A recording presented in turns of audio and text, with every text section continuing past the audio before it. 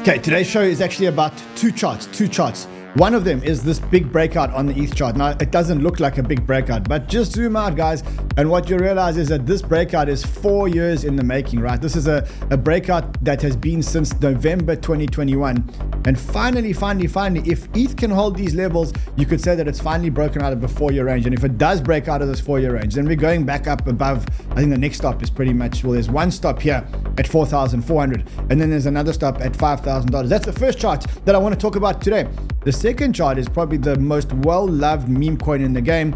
And if I look at this chart is printing the ultimate beautiful cup and handle. And when it does, this is, by the way, the Pengu chart. So today, we're going to talk about altcoins. We're going to talk about the bubbles. We're going to talk about mainly about these two charts and the big breakouts and what they may happen. And I've got a very, very, very big guest for us today. I've got Luca Netz from Abstract, from 𝗙𝗔𝗔𝗪 Penguins, from Pengu. He's joining us because it's Friday, and on Fridays, we banter. So let's get the show going, guys.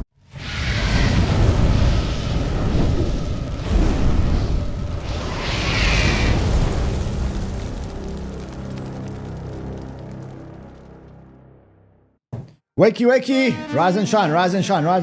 Lots going on. You don't want to be sleeping. If you sleep now, you're going to sleep right through the bull market. Where are we today? We finally had this ETH breakout, or we're having this ETH breakout. Dear God, please just let it close over this line so we can get on to the next stage of the bull market and the altcoins can actually run. Someone in the chat actually told me that there was a pump breakout. Is there a pump breakout? Let's have a look. I mean, pump's only 12 days old. I don't know where you would possibly see a breakout here. See, maybe on a small time frame. No, I mean, this one we're just holding because we're holding it. Yeah, big show today. I got Luca Netz here from 𝗙𝗔𝗔𝗪 Penguins and Abstract Chain. We got ETH breaking out today. I really think that this could be the ETH breakout. Also because if you look at the gold price actually tagged. I was watching gold, and gold actually tagged like $3,500, which means that it does feel like I mean, you can see here that gold is back. Okay, it's almost at $3,500.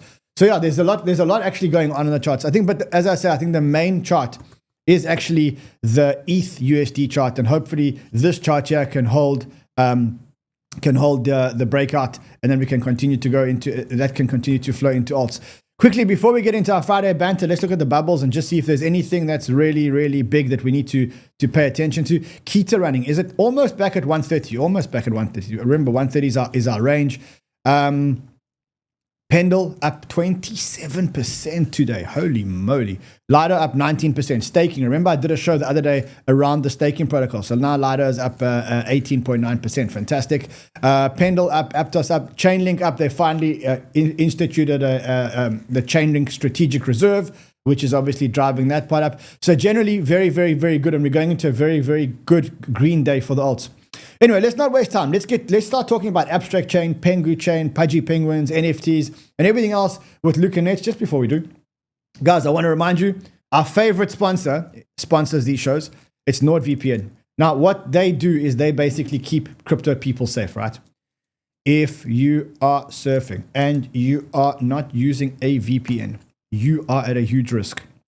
I want to tell you what the risks are, because I think some of you have maybe forgotten.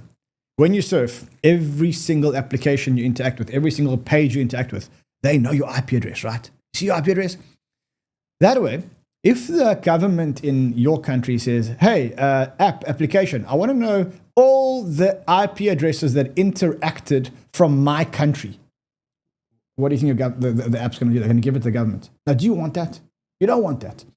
Listen, for, I don't know, $3 a month, you can protect yourself. You can surf completely and totally anonymously, and at the same time you can watch like I watch Formula 1 because it's not available for free in our country, and when I'm traveling I like to watch, so I use it to log on and pretend I'm from a different country and watch Formula 1 and stuff like that. You really need a VPN, and if you sign up now, you get a 30-day money back guarantee and you pay less than $3 a month.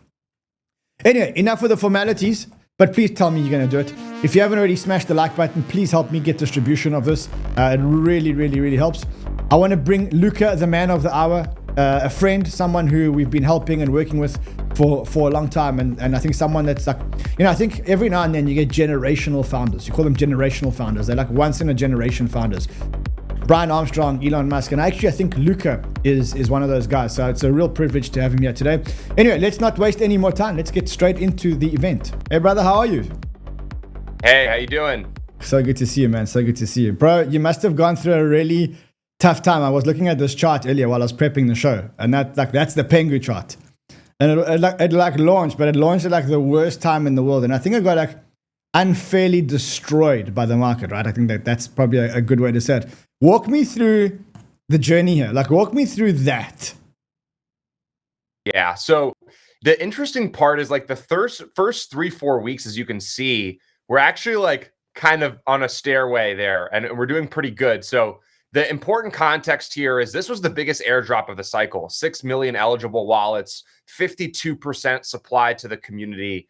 I mean, our whole thesis with Pengu was for the community, by the community, for the people, by the people. And then what kind of happened right around like when the chart reverses is you have kind of meme coin Armageddon, right? So you basically have Trump launch right around like right when the red candles start coming in. And then you have Melania, which kind of sets it a lot lower. And then you have Libra. And then you have Trump tariff, Black Swan, and then SPY going down 25%, which kind of takes you to that like ultimate bottom. So the beginning, so, you know, again, like you can't control what you can't control, but it's a 90% drawdown. And to be frank, dude, it was pretty rough. But I will tell you this, there's some good clips from like Bezos and Bill Ackman. You know, the best entrepreneurs in the world go down 90%. And it's not how you go down, it's how you recover. And I think for us, we just dug really deep. We kind of leaned into a couple strategies, and you know, the rest is history. Here we are today. Be honest with me. Was there a point at that point in time where you thought to yourself, "I've made like the mistake of my life launching a meme coin"? Like you were on such a good wicket with the penguins, the pudgy penguins, and then you launched a meme coin. And I mean, meme coins are controversial. Meme coins are speculative. Like at a point where the meme coin was down 90%, was there ever a point in time where you kind of said like, "Holy shit, I've made a terrible fucking mistake"? Never, because I knew it was down, not because of us or because our thesis was wrong. I knew it was down because of variables we couldn't control, right? Like at the end of the day, I can't control the macro, and you could time that chart up perfectly with when macro and the Black Swan started to blow up, with when the chart started to blow up. So I knew it felt like a bad beat, and I think I was a little more upset at like how much we airdropped, and then like people kind of grave dancing after getting a bunch of free money, which was like insane to me. But I don't think I ever was thinking to myself this was a mistake. I ultimately, you know, believed it was the right decision, and I believed in the thesis as to why we did it. Right, 𝗙𝗔 is crypto's mascot. The barrier to entry for the NFTs is frankly way too high for everyone to participate. And you can't be the face of crypto and not have a crypto coin, was kind of my, my derivative from that. And so the big take for us was never regretful. I think, but you know, at a moment there, I thought that maybe we were too late, right? And we just had missed the end of the cycle, right? Like maybe the market was just too choppy and too indecisive. I think I was more questioning the timing of it rather than the actual execution of it. Was bullish no matter what. Especially on what we were doing, but ultimately, definitely a little worried there for a second in terms of did we do this at the wrong time? Okay, so walk me through exactly what Pengu actually is, because I think there's like, is it a meme coin? Is it a buyback coin every time you sell pudgy penguins? Is it what is it? Like, is it an airdrop coin for the abstract chain? Like, I want to hear from you. Like, how do you define Pengu? What is it? Yeah, it's an evolution of a meme coin and what I call a social currency. So Pengu is very much a meme coin, but meme coins today take this very lackadaisical and frankly lame approach to their success, which is, you know, community and, you know, narrative and maybe a meme that works or maybe it doesn't. But, you know, to be frank, there really isn't any true, genuine meme coins out there within the crypto sphere. And so what does it mean to be a social currency? A social currency is a sentient meme. It's a progressive meme. A social currency is, you know, putting the Pengu on the world's biggest, you know, movie screen and on streaming networks and in games and in TV shows and in the world's biggest retailers with the world's biggest partners, right? It's a coin that acts as a proxy to the cultural phenomenon that is the Pengu, the internet's Mickey Mouse that is Pengu. And it does a multitude of things, right? It can, have a buyback and burn mechanism, which is, something that we've talked about with the community. As the brand does better, we can, take more of that capital and buy and burn the token. We've already burned, I think, 13-14% of the supply in the last 8 months. So that's a pretty big thing. Why did you burn the supply? What was the reason for burning the supply? I think for us, it was just when everything was down only, we wanted to signal deflationary tokenomics. And ultimately, if there's supply that's in abundance or supply that we accrue through, different mechanisms, I think it's just more advantageous and tells a better story, if we just burn it and get rid of it. Okay. So, are there any formal utilities for Pengu? Is there a buyback and burn? Because I know it's been mentioned that some of the revenue from the penguins that are sold is going to be used to buy back and burn. I know it's been mentioned in certain forums. Is there currently any kind of utility, any type of revenue token burn, or is it really just a community coin, a social coin? Yeah, I think it's kind of at our discretion. So I think it ebbs and flows. I talked about this with somebody actually 2 days ago in an interview, and it really just warrants what I think the market warrants. So, for example, in a bear market, when Pudgy Penguins, the company, does $100 million in revenue, is it advantageous for us to buy and burn tokens? Totally. In a bull market, I asked the community and the people watching, what would you rather us do? Spend $1 million buying and burning the token, or spending $1 million marketing the blue penguin, creating, tens of millions of dollars in demand and buying pressure, which I think is exponentially more advantageous. I think when you look at our team, I think over the last couple of years, we've proven that we are the best marketing team in crypto. And you want us to do what we do best, which is market this thing. And so I think it just completely depends, right? Like, what does the market warrant? What does the space warrant? And it's not really like a direct, I am buying this because I know every single day they're buying and burning X amount. It's more of like, these guys are world-class operators. They're world-class marketers. You know that they're going to create as much demand for this token as possible. And when it warrants, taking supply off the market based on, certain mechanics that we deem necessary, we'll do it. And I think that's part of the bet that you're making, when you are, buying and collecting Pengu, is, are these guys capable? What are these guys doing from a strategic perspective to ultimately bring the most value to the community? And what happened here? This is I'd say the most parabolic recovery in crypto. I did see recoveries from all the other meme coins. Didn't look like that. What do you think that you guys did here that just made this thing shoot up so quickly?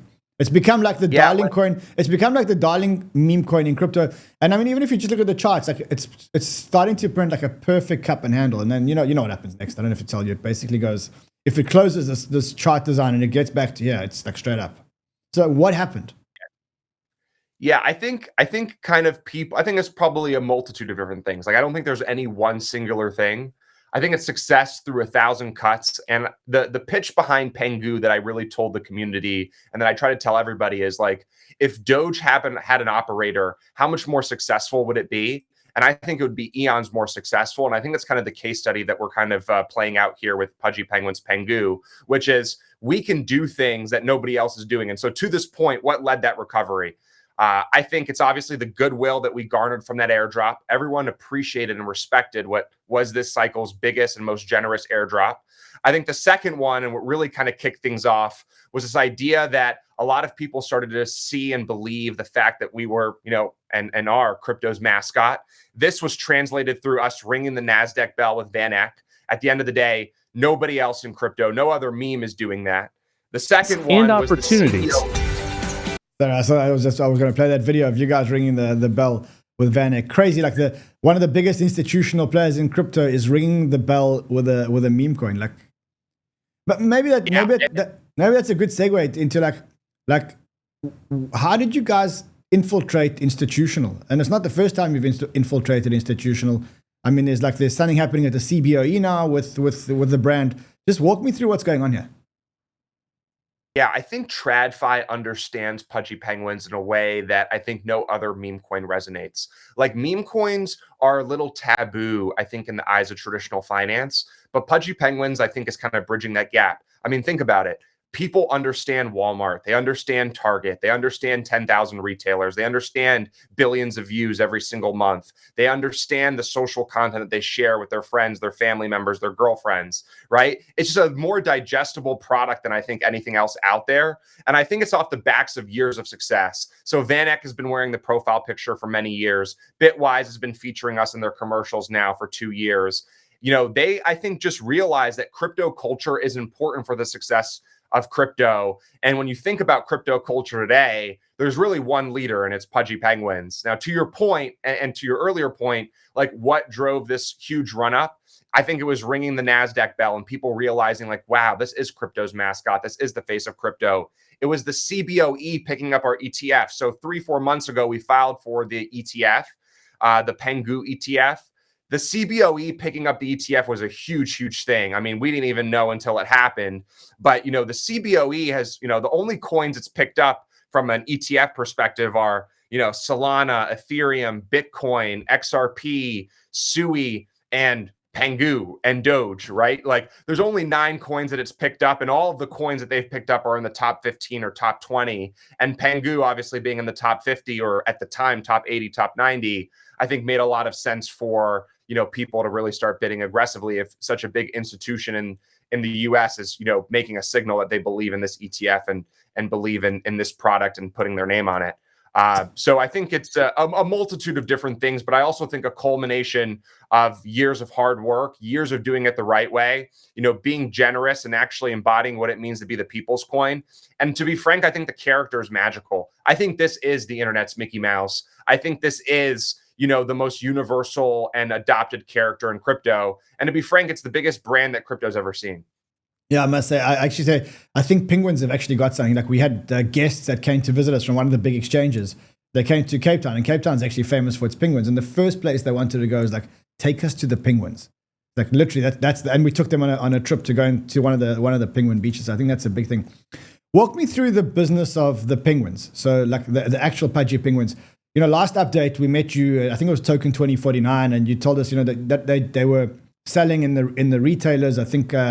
Was it Founders Fund that actually made an investment in you guys back at the time? And I spoke to Joey Krug, and he mentioned that he loved the business model. Walk me through the other side of it, the NFT side of it, the soft toy side of it. Walk me through what's going on there. Yeah, so we're really a licensing and IP powerhouse, and there's really 2 form factors that we go and do business in. The first one is Web 2. Plushies, toys, collectibles, partnerships, you know, content, events. We make money on all of that. And that business is about a $40 million a year business. And we've been doubling that year over year since we've started. So I plan to do $100 million on that revenue line next year. The Web3 side of the business is actually an interesting one. So we make money on royalties, we make money on validators, but actually what we're starting to do is a Web3 licensing business model. So what Pudgy Penguins is now starting to do is we're starting to go to applications and builders who have amazing builds and amazing products, but no idea how to get PMF or to go to market. And we're taking percentages in their business, either through a licensing revenue model or equity. And that's a business model that I think can do hundreds of millions of dollars a year very quickly, very fast, right? How do I, you know, take a percentage of the next great trading bot? How do I take a percentage of the next great, you know, trading terminal or token launcher or, you know, next great innovation in crypto? And because we have, I think, the biggest community here, we can point users in a way that I think nobody else can. Yeah, see, actually, when you say the biggest community, I was actually quite blown away. I looked at the holders. Now, again, these holders exclude the holders on the centralized exchanges. And I think you've got a massive... Abstract. And abstract. So remember, we have our own chain, and there's about 400,000 holders on abstract. So when you look at the total holder count here, add another 400,000 on chain, plus the SEX. So we've got millions of holders. How do you communicate with your holders? I mean, like, what's your, we say you got holders. Is there a Penguins app? Is it like, how do you rally the troops? Is it Twitter? Is it Discord? What's the way that you guys rally the troops? Yeah, Pudgy Penguins on X is probably our #1, medium of exchange, and then Telegram, right? So one thing that we do really well is we make our big announcement on Twitter or on X, and then we share it to as many places as possible. The dissemination of information in crypto is a really big deal, and with this many holders, it was actually one of the problems we solved when we were going down only during that Armageddon Black Swan event a couple months ago, 4 or 5 months ago. But Twitter is really our main vocal point. If you want to keep up to date, I really encourage everyone to put notifications on our Twitter. It's in a really amazing cadence and a really amazing place that we really share all the updates. And then Discord and Telegram are great secondary and third options. I mean, I do want to talk a little bit about Abstract because you actually mentioned it. But before we actually go there, I really want to talk to you about your thesis around NFTs. So, I read somewhere, one of my researchers actually highlighted to me that you're really of the belief that NFTs are going to come back, or that there's going to be a massive resurgence of NFTs. And I kind of hear you, but is it going to be the NFTs that we know? Is it going to be the Bored Apes, the dogs, the punks, the penguins, or is it going to be like a completely new generation of NFTs? Because I love the NFT technologies, but there were so many grifts when it came down to NFTs, and there were so many grifter collections. That's probably the best way that I can describe it. I'm really keen to hear your view about should I be going out and buying the floor prices, buying some NFTs at the floor prices? Yes, no. If yes, which ones? Really keen to hear your views here because I've got mixed feelings about NFTs. Yeah, I think NFTs are going to have their power law moment. And so I think the ones that have been the most successful over the last couple of years, I think are going to continue to see success. I think you will see net new projects. I don't think you will see it, to your point, the way that we saw it last time, where literally, AI Garbaggio, it wasn't AI at the time, but, just super Fiverr artwork Garbaggio, that somebody would cook up, within a couple hours in their college dorm. I don't think that, everyone will be making, there'll be 10 projects making millions of dollars a day minting. I think those days are over. I think you will see some semblance of that though, because understand there's something about NFTs that is just simply more fun than everything else in the terms of the gotcha mechanism, it's kind of like Pokemon cards and the pack ripping. So I think you will see it. I think you'll see it in different form factors. There's actually a company called Cryptoys that I think is really on this digital collectible narrative. So it's going to be a new form. It's going to be lower price points. It's going to be higher quantity. It's going to be with legacy IP, I think. And then obviously, I think the natural incumbents are going to do really well. I think punks, penguins. I think these things are going to see new all-time highs from an ETH perspective. So in a way that I think, yeah. Other than punks and penguins, who else do you think is going to? Do you think is going to be? I mean, I've heard rumors of ETH treasury companies that are going to buy NFTs. This is the level that I'm hearing it at, and I don't know exactly which collections, but I know that they're coming. I know they're coming. Yeah, they're coming. I can tell you that 100% they're coming. Punks, penguins are the ones I probably am the most bullish on, but you can't sleep on the apes. You can't sleep on moonbirds, Spencer at the helm. You can't sleep on a 𝗬𝗘𝗅, with anime.com. There's a lot of the top 5-6 legacy incumbents are doing great work. And they all deserve to shine and succeed. And then I do think there's going to be a couple net new, really big ones on the PFP side. I think there's, some ordinals that are pretty exciting. Node monkeys, the puppets, I think I'm pretty bullish on. And then I think you're going to see, a digital Labubu style, digital Pokemon NFT style product that is really going to bring the masses back in a way that we saw in 2020, 2021. But I don't think the days of ugly profile picture minting for $200 and being worth $5,000 2 days later, and that happening in mass through multiple collections a day. I think it was too manic, it felt like. And I think power law is definitely going to kick into quality. Speaking of profile pictures, you owe me a penguin profile pic because you promised, right? It's coming. Yeah. All right. So that's penguins. That's NFTs. I want to talk about Abstract. Why? Because I heard this clip, which came from one of the other shows, and I just want to play the clip for those people who haven't heard it, so that you guys know what I'm on about. We're going to win the L2 race. 1 year from when you listen to this, I want you to look at Abstract and see where it ranks amongst the L2s. And if we're not at least top 2, then I messed up. It's got to be top 2. I basically said Von Dutch would be the biggest clothing brand. You might have saw that. I did. I said Gel Blaster would be the biggest toy brand. It was. I said we would make Pudgy Penguins the number 1. All the things that I said Pudgy Penguins would be, we did. And now I'm saying Abstract will be the number 1 L2 in a year from now. If not 1, then number 2. We're going to win So I'm very keen to talk to you about Abstract. We spoke about Abstract back at Token 2049 at the time. For those people who don't know what Abstract is, just describe it for me in two sentences. What is Abstract? Yeah, Abstract is an L2 focused on consumer adoption, really trying to own fun within crypto and on the internet. So it's a ETH layer 2. And from a technological point of view, what are the technological specs? What is it on this chain that makes it unique? What is it on this chain that makes it like... Yeah, on the back end, it's running the ZK stack, which other chains are running. But I don't think the innovation for blockchains is on the back end. I actually think it's on the front end. So I think the great innovation today is because I think the back ends are all going to be commoditized. I think the great innovation today is the portal product that you see on your screen. This one website, this one domain, portal.abs.xyz, where everybody can go sign up and have the best consumer experience in crypto. Right now, if you actually understand why consumer adoption hasn't happened over the last couple of years, it's because the consumer journey is broken. This idea that I have to download MetaMask and then go to Uniswap and then go to Aave and go to all these different websites and have all these different extensions to perform the function of using Ethereum or Solana or any of these chains, it's a broken consumer journey. And so I actually think the innovation today is going to be on the front end and the UX UI through this one central destination. Portal really is that product. I think a great comp for people listening is like, what is Anthropic to Claude? Abstract is to Portal. And Portal is really our great technological innovation. I don't think blockchains from a back-end perspective are that unique in their tech stacks. And if somebody does something so unique, it's really easy for you to fork it and copy and paste it and have that unique value prop. The value prop is no longer on who has the best tech. I think that's an imaginary value proposition.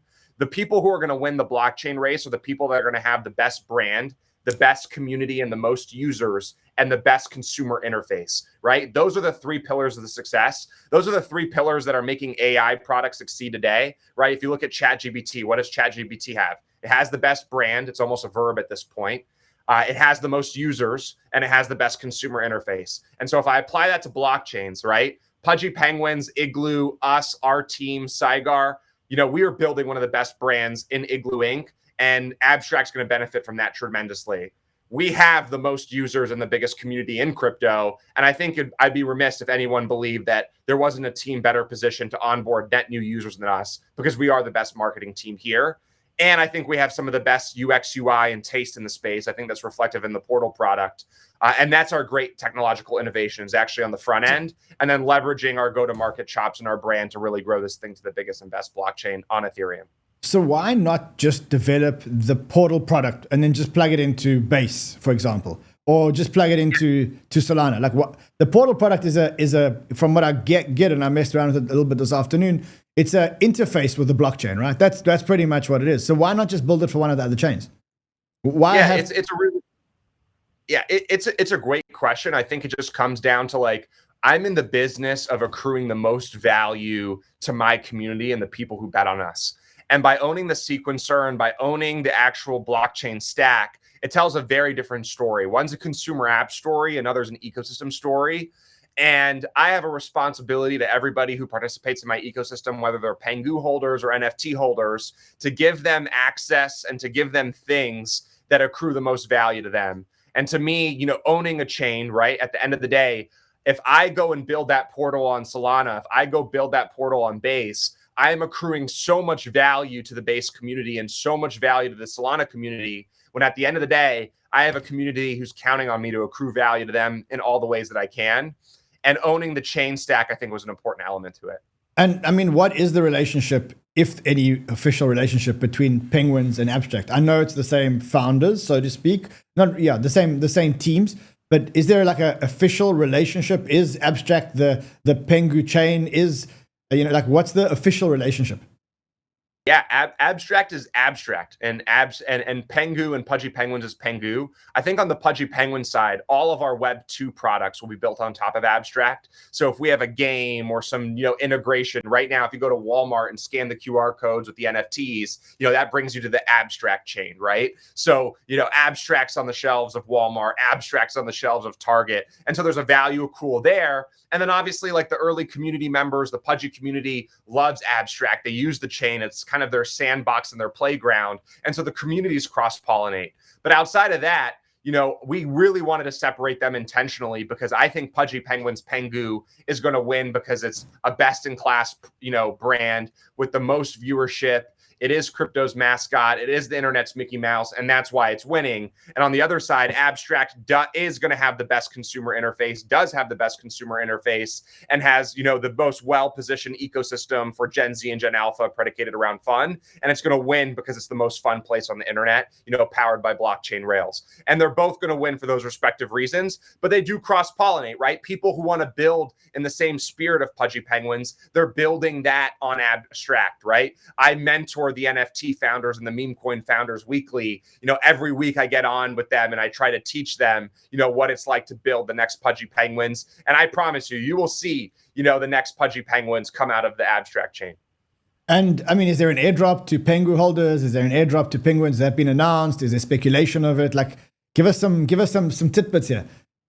Yeah, there's some speculation about it, and my only answer to that, because I can't answer it definitively for reasons that you already know. I think from my perspective, you know, just look at the Pengu airdrop, right? Like, nobody had done an airdrop that big, I think, ever from a percentage basis perspective. We're in the business of taking care of our community, but I'm also in the business of mutually beneficial relationships, meaning you have to support me and I will support you. And I hope our actions speak for that. And you don't even need to guess that, right? Just look at what happened to Pengu. I think we'll see something similar with Abstract. And if you're in our ecosystem, whether you're an NFT holder or a token holder, we're supporting you. And I hope that you support us.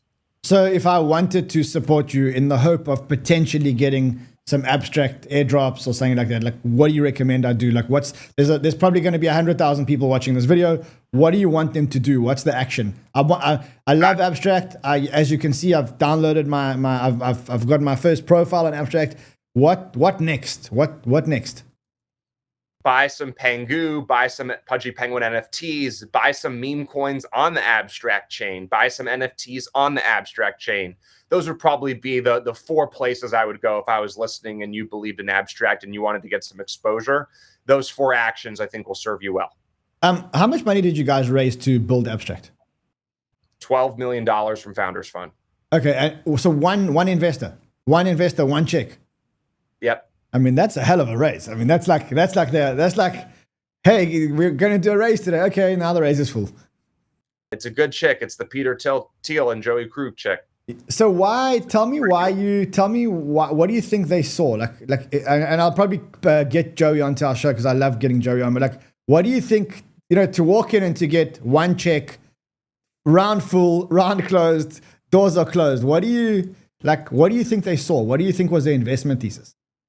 I think Joey is really smart in understanding that. I think he thinks the same things that I think, that the whole back end, like if anyone's selling you on their back end technology stack from a blockchain, I think it's 𝗏𝗏𝗏𝗏. I think Joey sees what I see, which is blockchains are going to win by who has the biggest brand, the biggest community with the most users, and the best consumer interface. And that was the pitch that I made him.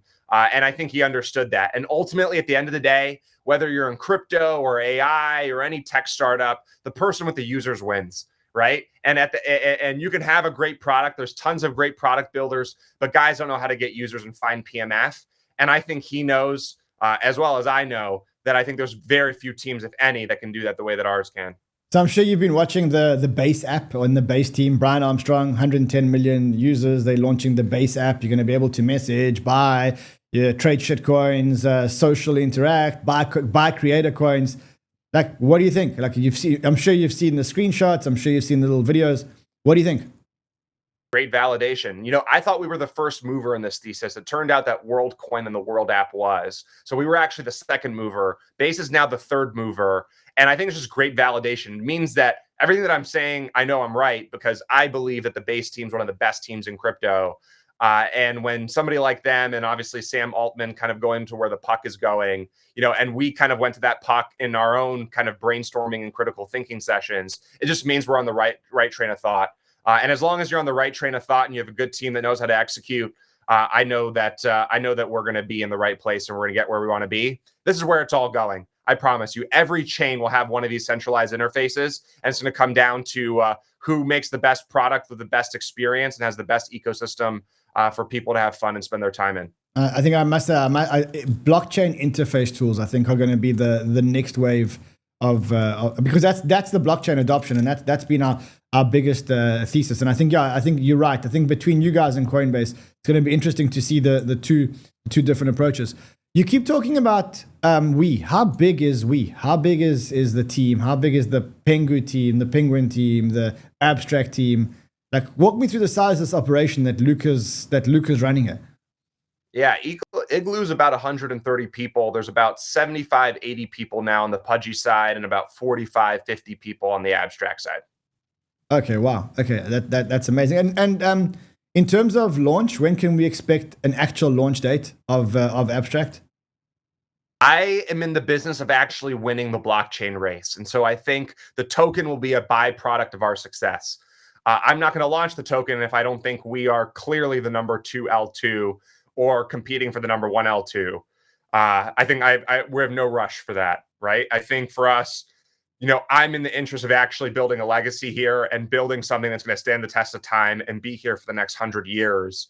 And the token event is either going to be a huge wealth effect for the ecosystem, or it's going to be something that people take and go on to the next. I need to make sure it's not the latter and that it's the first one that I mentioned. And that this thing, this token event is an event that takes the entire ecosystem to the next leg and isn't just a time where people take their money and go off to the next opportunity. So we just got to build the best product possible. We're not there yet, and just got to keep our head down shipping. And when the time is right, we will launch the token. And I mean, I've been in some trading groups and stuff like that where they keep referring to you as the creator chain. Like, if you're a creator, you want to be on that chain. Like, walk me through like what are you seeing? What kind of creators are coming? What kind of apps are being built? What's happening? What's happening in the back end?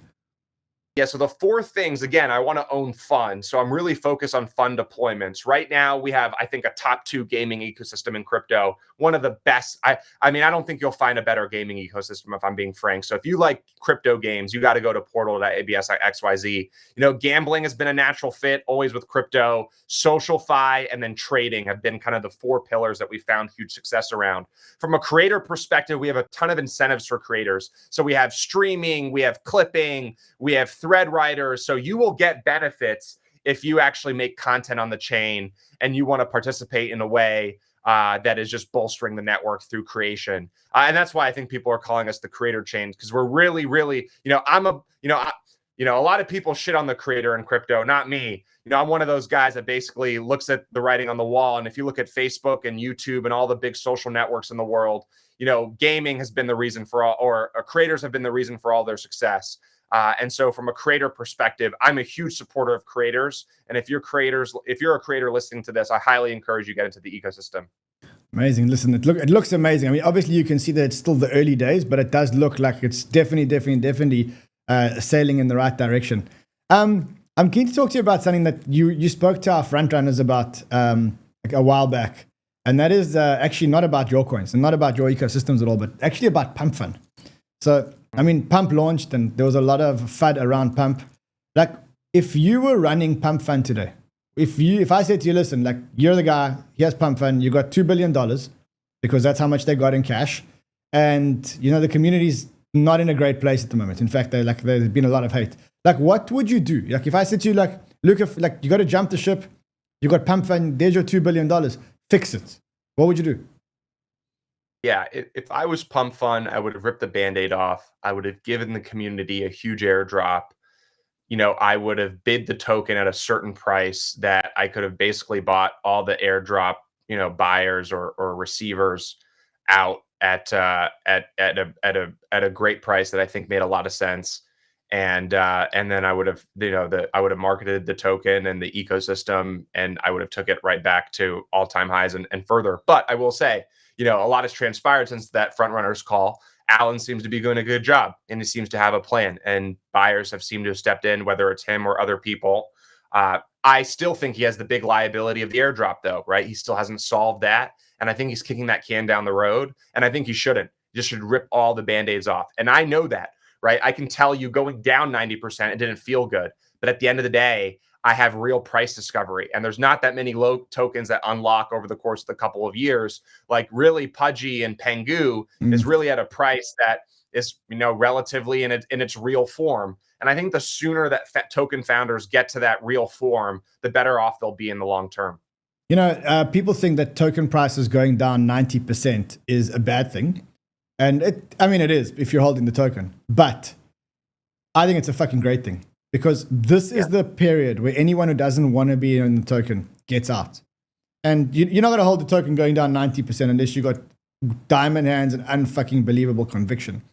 And, you get to a point where the token starts to turn. And I must say, if you look at the Pump.fun chart, and I must be honest, I've been buying Pump for a long time. Front runners have been in Pump for a long time because my thesis was very simple. This is Pengu. This is 𝗙𝗵𝗆. This is all the tokens that ever launched. As you say, he has got the liability of an airdrop, but he also has $2 billion, which is more than most people have got to buy back the airdrop, create marketing initiatives, do whatever. And I don't know, when I look at this chart, I'm saying, I think the 𝗔𝗃 basically got out like in this section. And if I compare that chart to the Pengu chart, I think he's had a little bit less pain than you took. I won't lie. I think you took a lot of pain. But I think it's pretty much a mirror image, right? Yep. And I agree with you. I think a phrase you'll appreciate is red candles make community, green candles do not. Right. So your community is formed in those red candles, right? Green candles is a different community, it's a different base, but you really know who believes in the long-term vision of this thing when the red candles come in and you see who's still a delusional bull and still believes. Yeah. Anything else that you're watching? Like you've been around for a while, I've known you for a long time. Anything else that you're watching in the market right now and you're going, wow, that looks amazing, or that looks like crazy? Anything else that's like really caught your attention?